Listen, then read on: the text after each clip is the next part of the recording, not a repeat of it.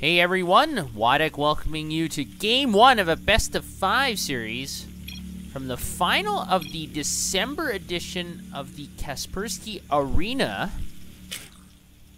And this time on Whirlwind, we've got spotting in the bottom left as the red Zerg, excuse me there, representing Team Liquid and hailing from Germany, we've got the Little One. And the Little One's opponent is quite a very good player this time. Spotting in the top right as the Teal Protoss, representing Mouse Sports, and hailing from Poland, we've got Mana. Generally, Mana is not as well known as TLO. TLO is generally known as a very friendly Starcraft 2 pro gamer, one of the best players from Europe. But Mana is no stiff himself, so we should be in for quite a very good set of games. Now here on Whirlwind, it is a 4-player map, so things to take of note is, since it is a 4-player map, obviously it's going to be very difficult to do any gateway proxies or things of that nature.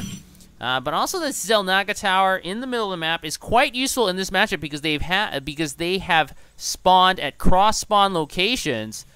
So sending the units across the map, they'll be able to actually see quite a bit of where the units are going if you have control of that Xel'Naga Tower.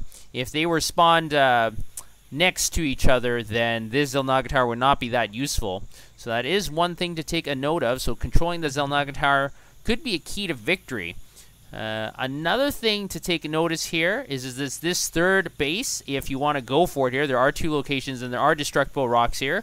So it is quite a bit more difficult to defend.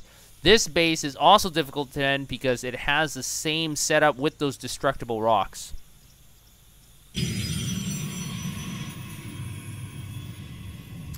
Now it looks like both players are going to be sending out those scouts to figure out where the other person is. Mana is going to be able to send that probe out and see where TLO is spawning, and actually TLO is actually going for an early 3 hatchery play and then spawning pool. The probe is going to see the timing of this hatchery, and it looks like this probe is going to be looking for a 3rd hatchery. Nope, no hatchery there. It looks like the probe will be moving over here. Very good instincts by Mana, looking for that 3rd hatchery, and he's going to be able to see it. Now, what Mana can do here now is he's going to safely put down his Nexus at that natural.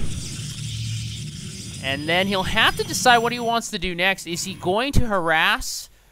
Is he going to go for, a faster 3rd base himself? Is he going to go for a 2-base timing? There's a lot of options available to Mana once he's able to detect this.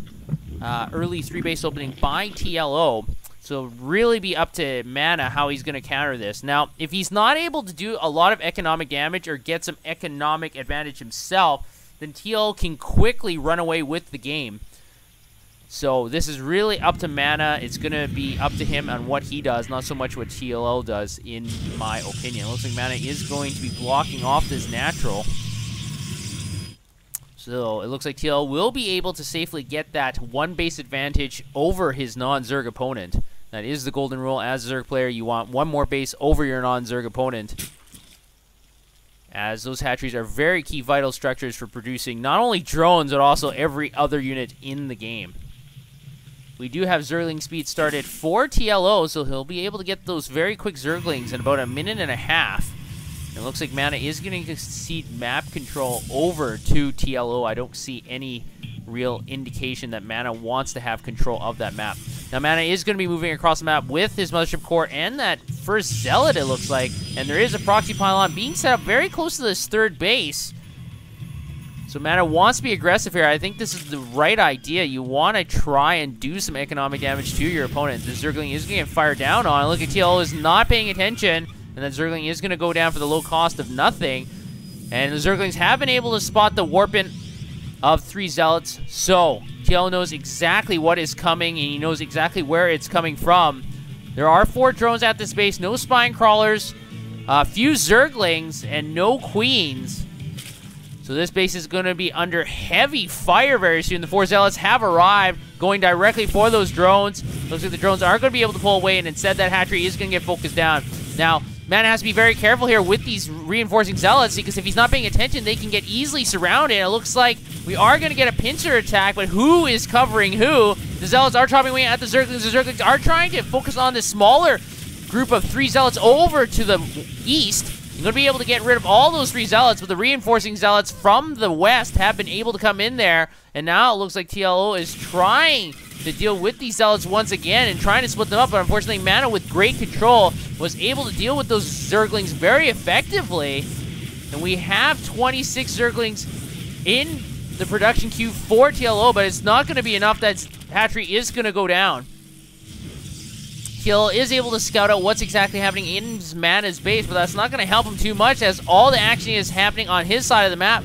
It looks like we've got, how many Zealots here? We've got 9 Zealots. Now they're at the natural, and there's a Spore Crawler here, actually. No Spine Crawler. TLO is going to be able to knock down one of those proxy pylons, but there's still one over here, and there's still a lot of Zealots here chopping away. We've also got the Mothership Core. The Spore Crawler did go down, so the Mothership Core is going to be able to get some extra shots down, but the Queen is going to be able to scare the Mothership Core away. Up to 5 kills. Now focusing down on drones. Mana is still fiercely fighting with the 5 Zealots he has remaining. The Queen is going to focus down on the Mothership Core. The Mothership Core has to run away here. And finally, this attack has been thwarted by TLO, but he's lost a lot of units, and the resources lost is quite a bit. At the same time, losing 5 drones in the process. So Mana being very aggressive, I think that was a very good choice. Now he has to be ready for that counterattack. Now, this entrance is completely blocked off. And he also has a sentry with quite a bit of energy, so force fields can really wreck the day of these Zerglings. Oh no, Mana not able to put up that force field at the right time. One of these sentries is prone to destruction. Yes, it is going to go down, and the second sentry might go down as well. 4 Zerglings in the base. The cannon is not up yet. Mana with the misplay.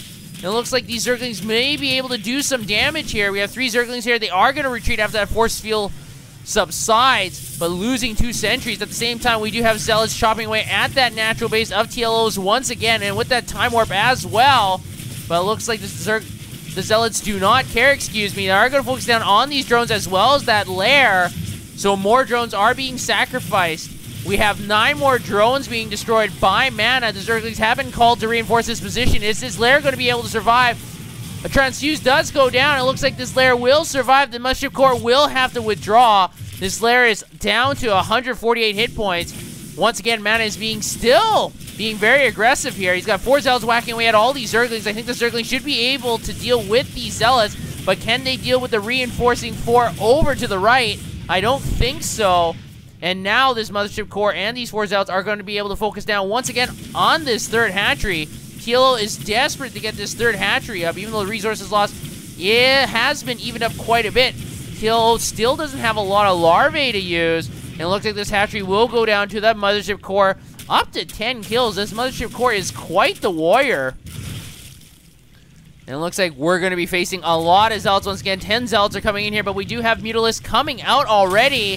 So Mana has no anti-air. And with so many evolution chambers actually being plopped down by TLO, very interesting play. He's put down 6 evolution chambers. 7, excuse me, to stop the Zealots from coming in here. But it looks like that lair is going to go down anyways. And TLO is going to tap out. Very interesting. I'm not sure, you know, I think it might have been a little bit early because, you know, TLO does have those Mutalisks out. And even though he did lose that lair, I mean, he is down by 1 base, but obviously the Zealots cannot hit Mutalisks. So maybe a little premature, I don't know. It is what it is, but Mana being very aggressive and just setting wave after wave of Zealots and not letting TLO really do anything and chopping away at those hatcheries. So that's going to secure him victory in Game 1 of this best of 5. Let's head over to Game 2 and see what happens next.